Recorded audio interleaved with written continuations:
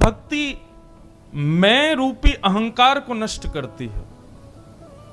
और उसका प्रमाण श्री हनुमान जी महाराज जब सीता जी की खोज करने के लिए गए तो समुद्र के किनारे जब बैठे थे तब चर्चा हो रही थी, भाई समुद्र को कौन लांघेगा। सब लोग बोले हम लांघेंगे, लेकिन लांघ तो जाएंगे, वापस आएंगे कि नहीं पता नहीं। जामवंत जी बोले चला तो जाऊंगा, लेकिन हो सकता है बीच में ही हार जाऊं, थक जाऊं, रुकना पड़े, इतनी लंबी यात्रा में कर नहीं पाऊंगा। सब लोगों की बात आई। अंत में दूर बैठे श्री हनुमान जी महाराज समुद्र को देख रहे थे। तब जाकर के जामवंत जी ने उनके बल का उनको भाव बताया कि तुम्हारे अंदर इतना बल है। तब भी हनुमान जी का बल प्रकट नहीं हुआ। लेकिन जब कहा कि राम जी का कार्य सिद्ध तब होगा हनुमान, जब तुम अपने बल को प्रकट करोगे, तब हनुमान जी महाराज सहसोच्चाट एक पर्वत के समान हो गए और महाराज राम जी के कार्य की पूर्ति के लिए पहुंच गए। लंका जाकर के सीता सुध लेकर के आए। कहने का अभिप्राय, आपके पास रूप है, यौवन है, बल है, संपत्ति है, ऐश्वर्य है, लेकिन इन सबके साथ भगवत भक्ति परिपूर्ण रूप से है तो ये सब कार्य आपके लिए श्रेष्ठ हैं। पर ये सब हैं और भगवत भक्ति नहीं है तो आप ही रावण हो। आप कोई रावण से कम नहीं हो। आपका कहने का मतलब, मैं आप लोगों को नहीं बोल रहा हूं, आपका कहने का मतलब है सब लोग, हम भी। लोग पूछते हैं आध्यात्म पथ क्यों जरूरी है, आध्यात्मिक होना क्यों जरूरी है। जैसे सब्जी में नमक जरूरी है ना, ऐसे ही जीवन में हर स्थिति में अध्यात्म जरूरी है। वो बैलेंस करता है आपकी हर स्थिति को। बहुत धन आएगा तो निश्चित है अभिमान लेकर के आएगा। आध्यात्मिक रहोगे बैलेंस हो जाएगा। रूपवान हो तो निश्चित है रूप गर्विष्ठ हो जाओगे, रूप का अभिमान होगा। लेकिन आध्यात्मिक रहोगे तो रूप गर्विष्ठता नहीं आएगी। कहने का अभिप्राय, आध्यात्म क्या करता है, आपके अंदर जो भी कुछ है, चाहे वो ऐश्वर्य है, चाहे वो यश है, चाहे वो बल है, चाहे वो रूप गर्विष्ठता है, सबको बैलेंस करता है आध्यात्म भक्ति।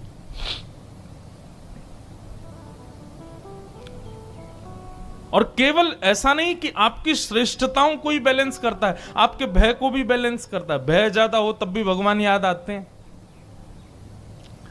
डर ज्यादा लगे तब भी भगवान याद आते हैं, कोई पीड़ा हो तब भी भगवान याद आते हैं। तो इसका मतलब क्या है, आध्यात्म हर स्थिति में आपको सामान्य बनाता है। आध्यात्म शून्य व्यक्ति निश्चित ही अपनी किसी योग्यता के अभिमान से युक्त होगा ही होगा। ऐसा हो ही नहीं सकता कि उसके अंदर अभिमान ना हो। रावण का कोई बहुत बड़ा दोष नहीं है, केवल इतना दोष है कि उसके अंदर आध्यात्मिकता नहीं है। वो राम जी के, उसके अंदर भक्ति नहीं है। आध्यात्म ना होने की वजह से कुंभकर्ण ने भी समझाया रावण को कि अरे रावण, परिस्त्री को लेकर के आ गया, ये तो श्रेष्ठ बात नहीं है।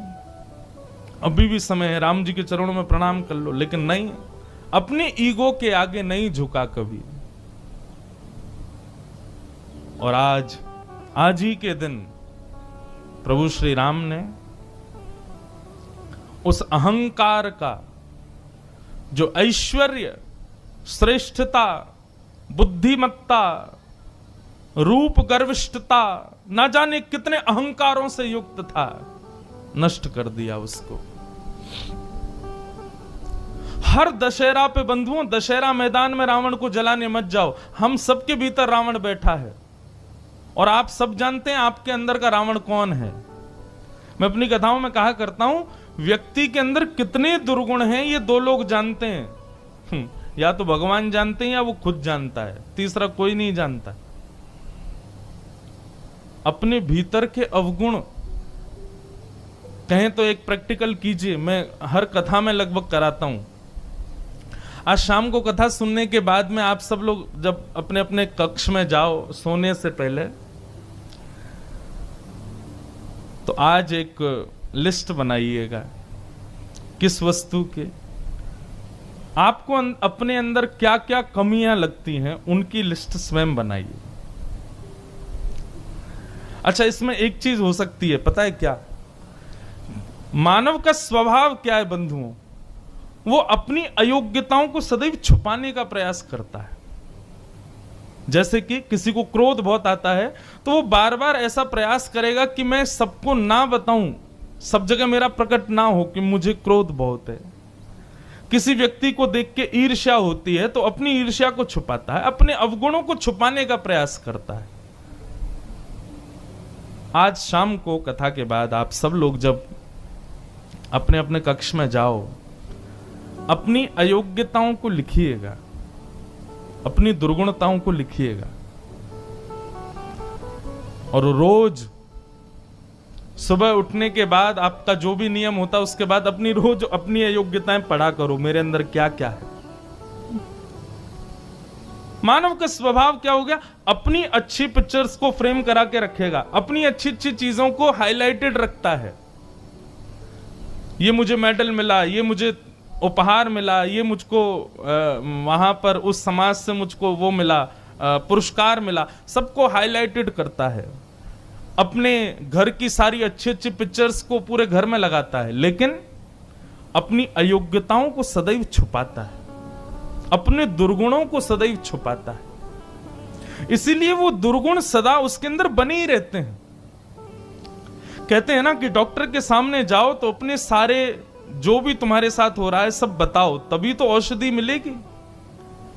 ठीक वैसे भैया हम अपने डॉक्टर खुद ही हैं। रोज अपने अवगुण अपने आप को बताओ। क्रोध, काम, लोभ, ईर्ष्या, द्वेष, अभिनिवेश, अहंता, ममता आदि आदि जो कुछ भी रोज देखो। एक बात आपको बिल्कुल सत्य बताएं, आप अपनी अयोग्यताओं को रोज देखेंगे ना, धीरे धीरे देखने मात्र से ही वो धीरे धीरे कम होने लग जाएंगे, क्योंकि आप रोज खुद का परिचय खुद से करा रहे हो। मैं ये हूं, दिखता क्या हूं और हूं क्या। हम लोग क्या करते हैं, जो हम दिखाते हैं ना दूसरों को, हमारा विश्वास भी अटल हो जाता है हम यही हैं। नहीं, जो आपने छुपा रखा है उससे खुद को रोज मिलाइए, तभी आप उसको सुधारोगे।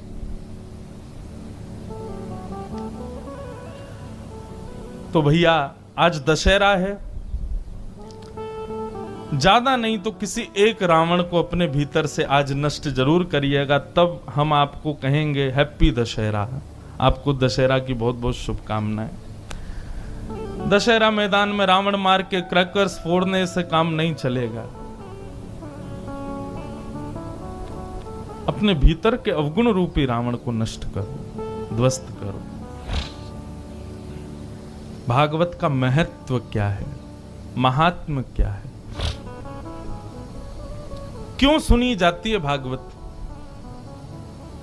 मानव का ना एक स्वभाव होता है,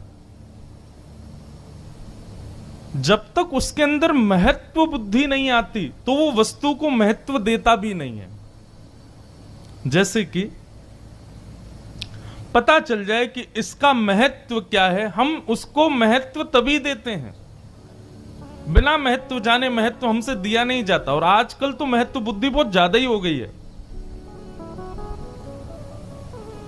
और धर्मों में और मजहबों में और पंथों में ऐसा करना है तो करना है। क्यों, ये क्वेश्चन और जगह नहीं है, केवल हमारे सनातन धर्म में है। क्यों करना है ये केवल हमारे यहां ही पूछा जा सकता है। और एक और बात, और धर्मों में क्यों पूछ नहीं सकते, क्योंकि वहां उत्तर है भी नहीं। वैदिक सनातन धर्म में क्यों इसलिए पूछ सकते हो क्योंकि यहां उत्तर भी है, हर वस्तु का, हर भाव का बताने वाला चाहिए। मैं ऐसा कहा करता हूं कि भाई ज्ञान वहीं टिकेगा जहां जिज्ञासा होगी। जहां जिज्ञासा ही नहीं है वहां ज्ञान टिकेगा नहीं। इसलिए जिज्ञासा तो होनी चाहिए। तो आज महत्व भागवत का हम सुनेंगे कि क्या है, क्यों सुनते हैं हम भागवत की कथा, क्यों कराई जाती है भागवत की कथा, होता क्या है कथा सुनने से। तो इसलिए बहुत सावधानी से सुनो। आज प्रथम दिन के सत्र में हम आप सब लोग प्रवेश करते हैं। श्रीमद् भागवत में 2 महात्म हैं, एक उत्तर महात्म है, एक पूर्व महात्म है। पूर्व महात्म में 6 अध्याय हैं और ये स्कंद पुराण के द्वारा गाया गया है। पद्म पुराण और स्कंद पुराण 2 पुराणों ने भागवत का महात्म कहा है। तो आइए हम आप सब लोग महात्म में प्रवेश करें। महात्म का प्रथम श्लोक। सच्चिदानंद रूपाय विश्वोत्पत्त्यादि हेतवे तापत्रय विनाशाय श्री कृष्णाय वयं नमः। बहुत सावधान। भागवत के महात्म का पहला श्लोक।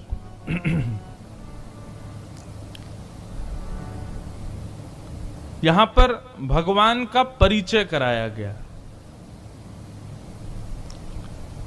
कितने रूप हैं भगवान के?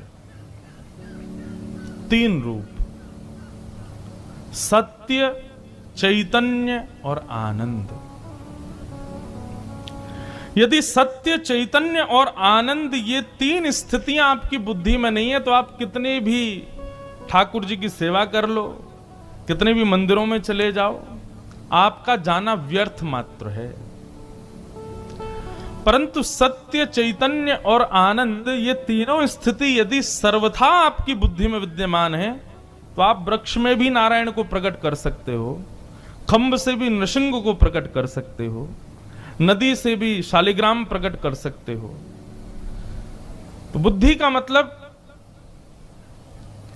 सत्य, चैतन्य और आनंद, इन 3 स्थिति में पहले भगवान विराजमान हो।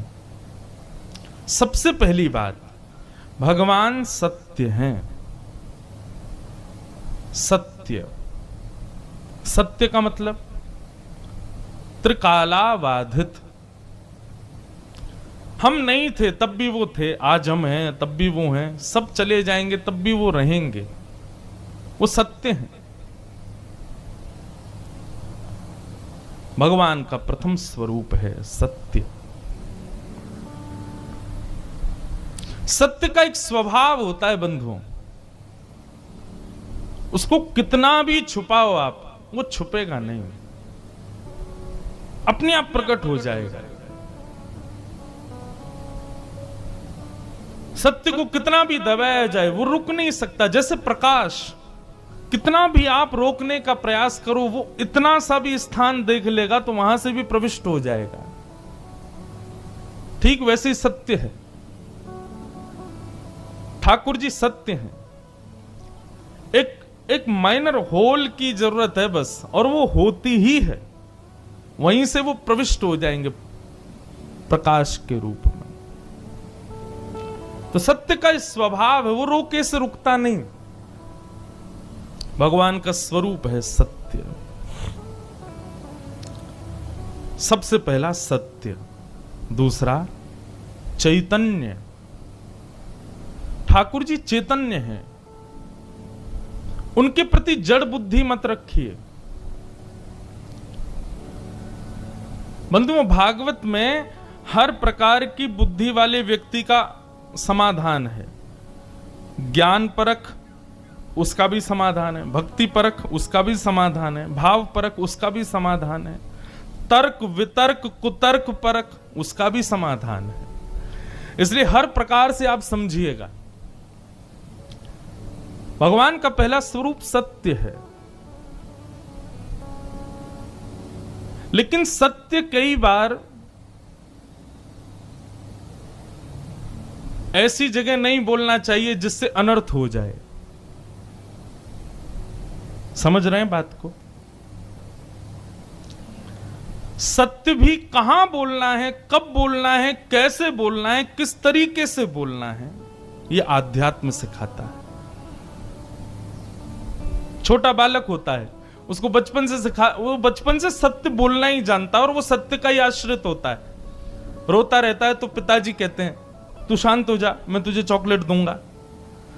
उसके अंदर सत्य ही है, असत्य नहीं होता, तो वो इतना विश्वास कर लेता है कि शांत हो जाता है। लेकिन पिता जब चॉकलेट नहीं देता तो उसको बड़ा क्रोध आता है। इन्होंने मुझसे कहा था ये मुझे देंगे और फिर मुझे नहीं दिया, वो इस बात पर रोता है। धीरे धीरे पिता की 2-3 बार ये चीजें होती हैं तो वह गुण बालक में भी आ जाता है, वह भी फिर झूठ बोलने लग जाता है। नहीं तो बालक झूठ बोलना नहीं जानता है, वो सत्य का ही आश्रित होता है। धीरे धीरे जब वो व्यवहार में देखता है तब झूठ बोलना प्रारंभ करता है।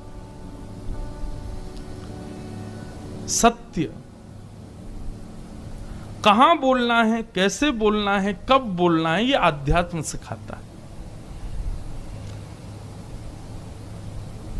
सत्यम ब्रूयात, हमारे शास्त्र आज्ञा करते हैं सत्य बोलो, लेकिन कैसा सत्य बोलो? बोले प्रियम ब्रूयात, प्रिय हो ऐसा सत्य बोलो। किसी को ठेस पहुंचे, बुरा लगे, ऐसा सत्य नहीं बोलना। सत्य परम भगवान का रूप है। दूसरा चैतन्य, ठाकुर जी चैतन्य। चैतन्य मतलब वो जड़ नहीं है। कई लोग अपने घर में ठाकुर जी की सेवा करते हैं और सेवा करते समय भाव ऐसा रखते हैं कि ये तो पाषाण हैं, अष्टधातु हैं, पत्थर हैं, या फिर जो भी कुछ है। माफ कीजिए, आप इस भाव से यदि बैठे हो तो वो पत्थर ही हैं, पाषाण ही हैं। लेकिन यदि आपके भाव में ऐसी विचारधारा है कि नहीं ये चैतन्य है। कई घरों में मैं जाता हूं, वहां देखते हैं जब ठाकुर जी की सेवा में, मंदिर में भी एसी लगा रखा है ठाकुर जी की सेवा के लिए। ठाकुर जी के लिए भी सुंदर बेड बनाए हैं, ठाकुर जी के लिए भी सुंदर सामग्री है। बंधु, भगवान की उपासना ना 3 प्रकार से होती है। एक होती है भाव से, एक होती है षोडशोपचार, और एक होती है राजोपचार। राजोपचार भक्ति देखनी है तो हमारे ठाकुर जी की सेवा देखो। हम जिनके घर में रुके हैं उनके ठाकुर जी की सेवा देखो। आज यहां देखे इनके ठाकुर जी की सेवा, ये क्या है? ये राजोपचार सेवा है। राजा धीराज की तरह, ठाट बाट की तरह ठाकुर जी बैठे हैं, बड़ी अपनी सेवा करा रहे हैं। कहीं कहीं षोडशोपचार होती है, पूरे दिन पूजा अर्चना चलती रहती है, कभी हवन, कभी होम, कभी कुछ कुछ ना कुछ चलता ही रह रहा है, उसी से ही ठाकुर जी की आराधना चल रही है, वो षोडशोपचार है। और कहीं कहीं भावोपचार, केवल भाव। कोई मंदिर नहीं है, कोई पाषाण नहीं है, कोई धातु नहीं है, केवल भाव में भगवान और उनकी सेवा चल रही है। ये बहुत ऊंची स्थिति है, ये करना असंभव मात्र है। उसके लिए बहुत मेडिटेशन, बहुत ज्ञान, बहुत दीनता, सरलता, सहजता, संत सेवा आदि बहुत कुछ जरूरी है, तब जाकर के भावोपचार वाली सेवा हो सकती है। तो ठाकुर जी चैतन्य हैं, जो जैसे भजेगा ठाकुर जी उससे वैसे प्रसन्न हैं। चैतन्य है, वो जड़ नहीं है, सर्वथा विद्यमान है। सत्य, चैतन्य, और तीसरी बात ठाकुर जी आनंद है। सुख नहीं है भगवान। कथा सुनने से अगर आपको सुख मिल रहा है तो आप अभी कथा सुन ही नहीं रहे हो। आध्यात्मिक पथ, भक्ति पथ पर चलने से यदि आपको सुख मिल रहा है तो अभी आप उस पथ पर चले नहीं हो। आनंद की प्राप्ति होनी चाहिए। आनंदाम बुद्धिवर्धनम प्रतिपदम। अभी आप कथा सुन रहे हो और अगर आपको अच्छा लग रहा है, आप उसमें इंटरेस्टेड हो रहे हो, तो ये सुख नहीं है, ये आनंद है। सुख में और आनंद में अंतर क्या होता है? संसार की जितनी भी वस्तुएं हैं ये सब हमको सुख देती हैं, और सुख का एक पैमाना होता है, उसके बाद सुख नहीं मिलता, धीरे धीरे कम होने लग जाता है। जैसे कि महंगी गाड़ी आप लेकर के आए, किस लिए लेके आए? इसमें बैठेंगे, जाएंगे, सुख मिलेगा। कितने दिन? 6 महीने, 8 महीने, 1 साल, 1.5 साल, धीरे धीरे क्या होगा? सुख कम होने लग जाएगा। संसार की हर वस्तु, खाने पीने, उपभोग करने की, चाहे जो भी वस्तु आप उठा लीजिए, ऐसा हो ही नहीं सकता कि उससे सुख आपका बढ़ता है, कम ही होता है। लेकिन आध्यात्मिक वस्तु आप कोई भी लीजिए, चाहे कथा लीजिए, दर्शन लीजिए, प्रसाद सेवन लीजिए, यदि बुद्धि में वास्तविक में आध्यात्मिकता है तो जितना उसका सेवन करोगे उतना सुख, उतना आनंद बढ़ेगा, उतना आनंद और ज्यादा आएगा, कम नहीं होगा। हां, सांसारिक स्थिति ऐसी होती है कई लोगों की कि उनको बहुत जल्दी ऊब जाते हैं, चाहे दर्शन की स्थिति हो, चाहे प्रसाद पानी की स्थिति हो, चाहे कथा सुनने की हो, थोड़ी देर में ही बस स्थिति उनकी समाप्त जैसी हो जाती है। पर आध्यात्मिक पूर्ण रूपेण जिसके हृदय में विद्यमान है उसको बढ़ेगा, सुख बढ़ेगा। तो आनंद में और सुख में यही अंतर है। जैसे पानी पीने से प्यास कम होती है, लेकिन कभी सुना पानी पीने से प्यास और बढ़ जाए? यह अध्यात्म में ही होता है। सेवन करने से और भूख और प्यास बढ़ती है और सेवन की इच्छा बढ़ती है। इसलिए भगवान का स्वरूप क्या बताया? आनंद। तो सत्य, चित्त और आनंद। स्वरूप भगवान के बहुत सारे हैं। मेरे पीछे ठाकुर जी, श्रीनाथ जी बंशी बजा रहे हैं। द्वारिका में जाओगे तो वहां पर राजाधिराज महाराज राजा के रूप में बैठे हैं। डाकोर जी जाओगे तो वहां पर रणछोड़ राय के रूप में बैठे हैं। हमारे वृंदावन जाओगे तो त्रिभंग ललित ठाकुर जी, या मंच पे देखोगे लड्डू गोपाल। स्वरूप तो बहुत सारे हैं ठाकुर जी के, पर रूप 3 ही हैं, सत्य, चित्त और आनंद।